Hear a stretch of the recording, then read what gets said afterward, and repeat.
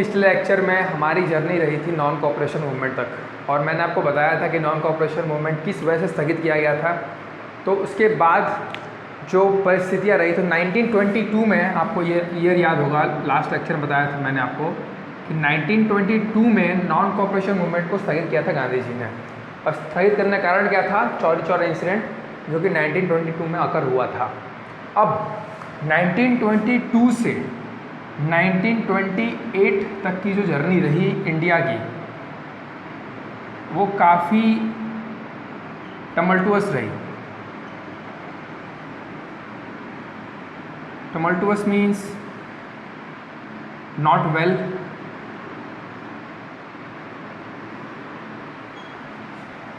बहुत ही ख़राब economic condition,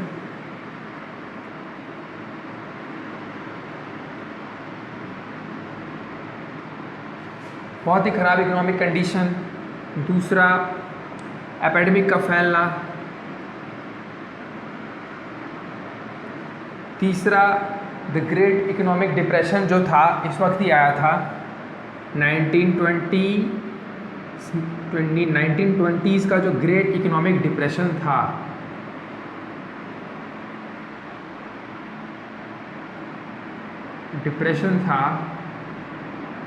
वो भारत में इस समय ही आया था। तो चारों तरफ से भारत जो है बहुत ही बुरी परिस्थितियों से घिरा हुआ था। और अगर हम पॉलिटिकल सीन की बात करें, राजनीतिक सीन की बात करें, हम पॉलिटिकल सीन की अगर हम बात करें इस साल 1922 से 1928 के बीच में, अगर इन सालों के बीच में, इन 6 सालों में अगर पॉलिटिकल सीन की बात करें हम लोग, तो जो हमारी मेन पार्टी थी इंडियन नेशनल कांग्रेस, जो मेन देश की पार्टी थी इंडियन नेशनल कांग्रेस, वो भी 2 भागों में विभाजित हो चुकी थी। कुछ थे गरम दल वाले, एक्सट्रीमिस्ट जिनको बोलते हैं, और कुछ थे मॉडरेट्स। क्योंकि नॉन कोऑपरेशन मूवमेंट के अनसक्सेसफुल होने के बाद जो इंडियन नेशनल कांग्रेस के जो लोग थे, कुछ ये सोचते थे कि हम मॉडरेट रह के ब्रिटिश को इंडिया से भगा सकते हैं। अब मॉडरेट रहने का मतलब क्या हुआ यहाँ पर? मॉडरेट का मतलब कि हम उनकी बनाई हुई असेंबलीज़, काउंसिल्स के इलेक्शंस में पार्ट लेंगे, हम वहाँ पर उनके साथ बैठेंगे, डिस्कस करेंगे और वहाँ पर मुद्दे उठाएंगे। और मॉडरेट्स के कुछ नाम देता हूँ आपको। CR दास मतलब चित्तरंजन दास सबसे बड़े मॉडरेट लीडर थे, और दूसरा नाम आता है मोतीलाल नेहरू।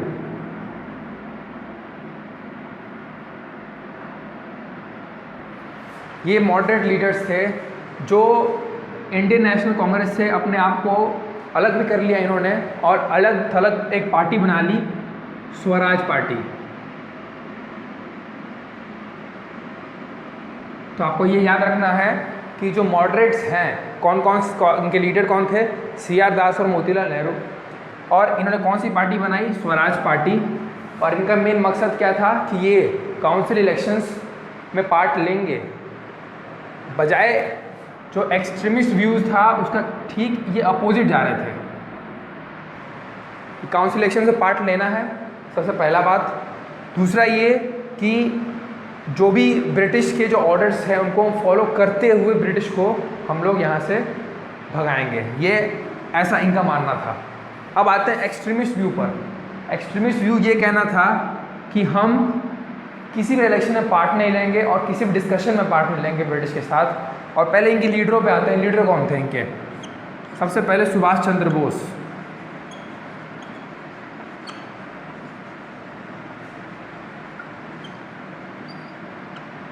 सुभाष चंद्र बोस। दूसरा जो मेन कड़ी था वो था JL नेहरू, जवाहरलाल नेहरू।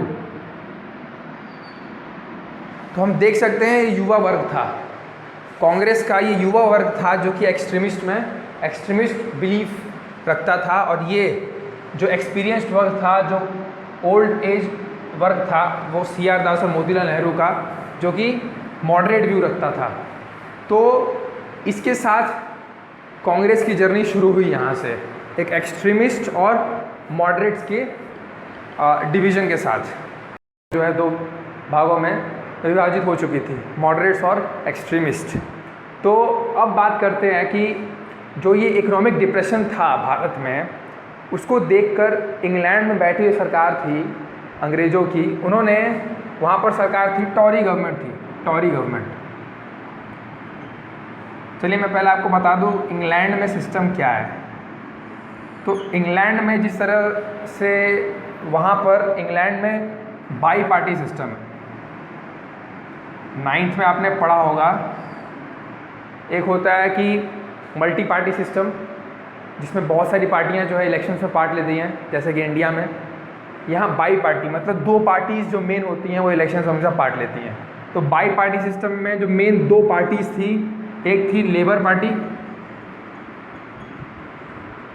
ठीक है, अभी भी इंग्लैंड में यही मौजूद है, लेबर पार्टी और कंजर्वेटिव पार्टी। तो कंजर्वेटिव पार्टी का ही दूसरा नाम जो है वो है टॉरी, टॉरी बोलते हैं इनको, टॉरीज।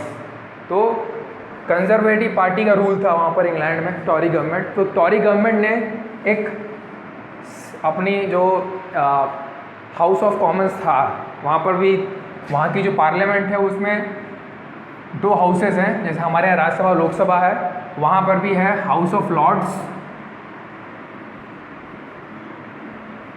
और हाउस ऑफ कॉमन्स।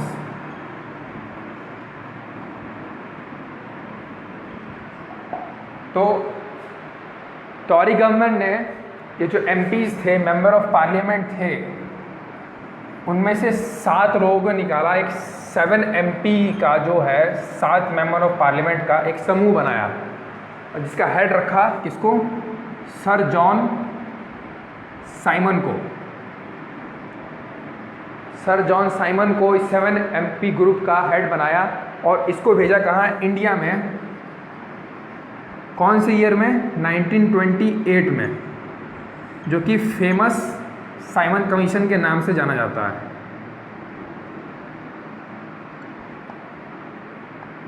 तो ये जो साइमन कमीशन था, जब इंडिया आया तो इसको बहुत प्रोटेस्ट झेलना पड़ा। क्यों? क्योंकि जितने भी लोग थे इसमें वो सारे ब्रिटिश थे और उनका हेड भी ब्रिटिश था। तो जो एक्सट्रीमिस्ट थे, आईएनसी, जो कांग्रेस के लोग थे, मॉडरेट्स थे, सभी ने इसका विरोध किया। अब साइमन कमीशन का मेन मकसद क्या था ब्रिटिश को यहाँ भेजने का? साइमन कमीशन का मेन मकसद ये था कि वो इंडिया आए, इंडिया के कॉन्स्टिट्यूशनल स्ट्रक्चर्स को पढ़े कि किस तरह हम यहाँ पर सुधार ला सकते हैं। लेकिन कांग्रेस और यहाँ के लोगों का मानना ये था कि अगर इसमें से कोई अगर इंडियन है ही नहीं तो वो इंडिया प्रॉब्लम समझेगा कैसे? तो इसलिए इसको साइमन कमीशन को भगा दिया गया। जहाँ जैसे आए थे वैसे उल्टे पाँव चले गए। तो आपको पता होना चाहिए कि लाला लाजपत राय, जो पंजाब से बिलोंग करते थे, इन्होंने ये इसके सबसे बड़े विरोधी थे साइमन कमीशन के, और इनको इसी प्रोटेस्ट में ही इनको जब डंडा लगा था तो इनकी मौत हो गई थी यहाँ पर। तो ये बात आपको यहाँ पता होना चाहिए और आप इसको रिलेट कर सकते हैं साइमन कमीशन से। बात कर चुके हैं कि साइमन कमीशन इंडिया आया, उसको भगा दिया गया यहाँ से। अब उस वक्त जो वाइसराय थे इंडिया के, लॉर्ड इरविन, आपने 8th क्लास में पढ़ा होगा कि ब्रिटिश जो थे हम पे रूल करने के लिए हमारे ऊपर एक वाइसराय नाम का पोस्ट बना रखा था। पहले गवर्नर जनरल था वो पोस्ट, उसको चेंज करके वाइसराय में कन्वर्ट कर दिया गया था। वो तो उसमें नहीं जाऊंगा क्योंकि आप ऑलरेडी पढ़ चुके हैं। तो उस वक्त वाइसराय इंडिया के कौन थे? Lord Irwin. तो लॉर्ड इरविन ने देखा कि साइमन कमीशन को तो इन्होंने भगा दिया बाहर। तो उन्होंने क्या किया कि एक प्रस्ताव रखा। प्रस्ताव किसका रखा? डोमिनियन स्टेटस का। डोमिनियन स्टेटस का। सबसे पहले आपको समझना होगा कि डोमिनियन स्टेटस है क्या। ये वर्ड आपको बुक में मिलेगा कि लॉर्ड इरविन ने डोमिनियन स्टेटस का प्रस्ताव रखा था। तो डोमिनियन स्टेटस का मतलब ये है कि डोमिनियन मतलब पता है डोमिनेट करना, लेकिन डोमिनियन स्टेटस का मतलब कि जैसे यहाँ पर इंग्लैंड है, इंग्लैंड की रानी है, क्वीन है। इंग्लैंड का सिस्टम क्या है? उनका एक क्वीन होती है, किंग या क्वीन जो भी हो, लाइक अभी एलिजाबेथ है, और साथ में एक इलेक्टेड पीएम होता है। तो ये तो रॉयल फैमिलीज़ हैं, इनका तो वंशज के थ्रू इनका सिस्टम आगे बढ़ते रहता है, कोई इलेक्शन की ज़रूरत नहीं है यहाँ पर। ये मेन हेड है स्टेट का, क्वीन। लेकिन जो इलेक्शन है किसका होता है? प्राइम मिनिस्टर का होता है। ये सिस्टम इंग्लैंड में फॉलो किया जाता है। और इंग्लैंड ने जहाँ जहाँ पर भी कॉलोनी बना रखी है, कॉलोनी मतलब जहाँ जहाँ पर भी इन्होंने अपना कब्ज़ा किया हुआ है, कॉलोनी बना रखा है उन्होंने, तो वहाँ पर इस रानी का डायरेक्ट रूल चलता है एक तरह से। तो जितनी भी कॉलोनीज़ हैं उनका जो समूह है इन कॉलोनीज़ का, जिसमें से एक इंडिया भी है, इंडिया भी रह चुका है, तो उन सारे समूह को हम लोग बोलते हैं कॉमनवेल्थ। क्या बोलते हैं? कॉमनवेल्थ, कॉमनवेल्थ नेशंस बोलते हैं। ये आपको पता होना चाहिए, कॉमनवेल्थ नेशंस। तो जितने भी इंग्लैंड की कॉलोनीज़ का जो ग्रुप है उसको हम बोलते थे कॉमनवेल्थ नेशंस। और आज भी ये ग्रुप एग्जिस्ट करता है जहाँ जहाँ पर इंग्लैंड रूल कर चुका है। तो उसी तरह जो लॉर्ड इरविन चाहते थे कि हम एक कॉमनवेल्थ नेशन बन जाए, इंडिया को एक कॉमनवेल्थ नेशन बनना चाहते थे। अब कॉमनवेल्थ नेशन उस वक्त का मतलब क्या हुआ कि आपकी खुद की गवर्नमेंट तो होगी, आपकी खुद की इलेक्टेड गवर्नमेंट होगी, लेकिन आपका जो मेन हेड होगा वो कौन होगा? क्वीन होगी इंग्लैंड की।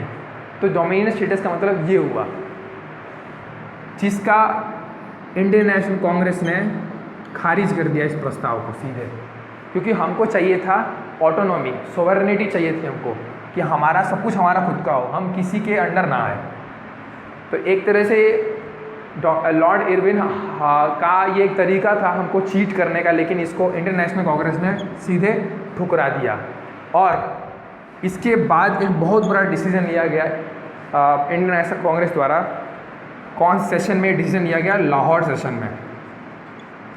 सेशन था लाहौर का, लाहौर सेशन था रावी नदी के किनारे।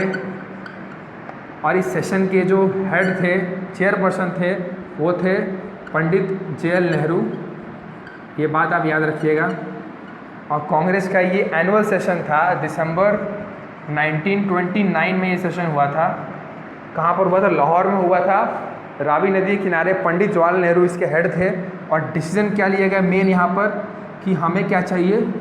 पूर्ण स्वराज चाहिए। पूर्ण स्वराज का डिमांड किया गया यहाँ पर। पूर्ण स्वराज, पूर्ण स्वराज वही जो मैं आपको बता रहा था कि हम एक सोवरेन इंडिपेंडेंट नेशन रहें, इसका मतलब होता है पूर्ण स्वराज। ये बात यहाँ पर रखी गई ब्रिटिश के सामने। तो पूर्ण स्वराज चाहिए था। और 26 जनवरी जो होगा, इस सेशन में डिसाइड किया गया कि 26 जनवरी हम इंडिपेंडेंस डे मनाएंगे। इंडिपेंडेंस डे मनाएंगे इंडिया का। अब ये इंडिपेंडेंस डे, तो हम इंडिपेंडेंस थे नहीं, इंडिपेंडेंट थे नहीं। इंडिपेंडेंस डे मनाने का क्या मतलब हुआ? ये एक साइकोलॉजिकल प्रेशर क्रिएट करता ब्रिटिश के ऊपर, एक साइकोलॉजिकल, एक मोरल प्रेशर क्रिएट करता ब्रिटिश के ऊपर कि वो हमें यहाँ से छोड़ के चले जाएं। तो इसलिए लाहौर सेशन में पंडित जवाहरलाल नेहरू की अगुवाई में पूर्ण स्वराज का डिमांड किया गया। और ये कहा गया कि 26 जनवरी से हम लोग इंडिपेंडेंस डे मनाएंगे। तो इसलिए 26 जनवरी 1930 जो था, एक बहुत ही इम्पॉर्टेंट डे था, जब हम अपना पहला इंडिपेंडेंस डे हमने सेलिब्रेट किया था, 26 जनवरी 1930 को। अब हम आगे चलते हैं, इस टाइमलाइन को हम आगे बढ़ाते हैं, क्योंकि अभी तो ये तो इंडियन नेशनल कांग्रेस का डिसीजन था। साथ में ही अब हम बात करते हैं कि महात्मा गांधी इस वक्त क्या कर रहे थे, महात्मा गांधी का क्या रोल था इस वक्त। तो महात्मा गांधी का रोल था इसमें कि अब हम डेट ले आते हैं। डेट पे आप ध्यान रखिएगा, जितने भी डेट्स मैंने आपको बता रखी हैं आप उसको नोट डाउन कर लीजिएगा। अब हम बात करते हैं, डेट था 31 जैन 1930 का, 31 जैन 1930। इस वक्त महात्मा गांधी ने 11 लेटर जो है, 11 लेटर्स, 11 लेटर का एक बुक बना के लॉर्ड इरविन के पास भेजा। लॉर्ड इरविन के पास भेजा। अब ये चीज़ करने से पहले महात्मा गांधी के दिमाग में ये था कि इन्होंने पहले मूवमेंट कौन चलाई थी, 6-7 साल पहले नॉन कॉपरेशन मूवमेंट, जो कि सक्सेसफुल नहीं रहा। अब ये जब नॉन कॉपरेशन मूवमेंट सक्सेसफुल नहीं रहा तो गांधी जी ने सोचा कि हम ऐसा कौन सा इशू उठाएं जिससे हम सारे लोगों को एकजुट कर सकें। वो कौन सा इशू हो सकता है कि हर एक समाज, चाहे वो कोई गरीब हो चाहे अमीर हो, सबको इक्वली इफेक्ट करता हो। तो उन्होंने इशू पकड़ा सॉल्ट इशू। नमक तो हर एक कोई खाएगा, चाहे वो गरीब हो चाहे अमीर हो, नमक सबके डाइट का एक पार्ट है। और नमक को प्रोड्यूस करने के लिए उस वक्त टैक्स लगता था जिसको बोलते थे सॉल्ट टैक्स। तो ये जो सॉल्ट टैक्स है वो नमक की जो पैदावार थी उसको कम करता था और गरीबों को सॉल्ट खरीदना बहुत मुश्किल था उस वक्त। तो इसलिए उन्होंने सोचा कि सॉल्ट इशू को हम उठा सकते हैं और इस 11 लेटर्स में उन्होंने लॉर्ड इरविन को बोला कि अगर ये सॉल्ट टैक्स नहीं हटा, अगर ये सॉल्ट टैक्स नहीं हटा तो हम 5 मार्च 1930 से ये अपना डांडी मार्च निकालेंगे। महात्मा गांधी ने पहले ही वार्निंग दे दी थी लॉर्ड इरविन को कि अगर सॉल्ट टैक्स नहीं हटाया गया तो वो गांधी जी जो है डांडी मार्च स्टार्ट करेंगे कब, 5 मार्च 1930 से। तो ऑब्वियसली बात तो यही थी कि लॉर्ड इरविन ने बात नहीं मानी, तो गांधी जी ने अपने कुल 78 फॉलोअर्स के साथ 5 मार्च 1930 को अपने साबरमती आश्रम से डांडी तक का जो रास्ता था उन्होंने शुरू कर दिया। उन्होंने डांडी एक जगह है गुजरात में, कोस्टल सिटी है, और साबरमती आश्रम जो कि उन्होंने साबरमती नदी के किनारे बना रखा था। तो साबरमती से डांडी तक का जो मार्च है वो शुरू हो गया कब, 5 मार्च 1930 तक, और ये कंप्लीट हुआ 3 अप्रैल को, जब अपने 78 फॉलोअर्स के साथ महात्मा गांधी जब डांडी पहुँचे तो वहाँ जाके उन्होंने सॉल्ट प्रोड्यूस किया अपने इंडिविजुअल लेवल पर। तो वहाँ पर उन्होंने जाके सबसे पहले सॉल्ट टैक्स तोड़ा, और ये दिन था जब यहाँ से जब गांधी जी ने सॉल्ट प्रोड्यूस किया और सॉल्ट टैक्स या फिर सॉल्ट लॉ को तोड़ा, तो यहाँ शुरू हुआ गांधी जी का फेमस सिविल डिसओबीडियंस मूवमेंट।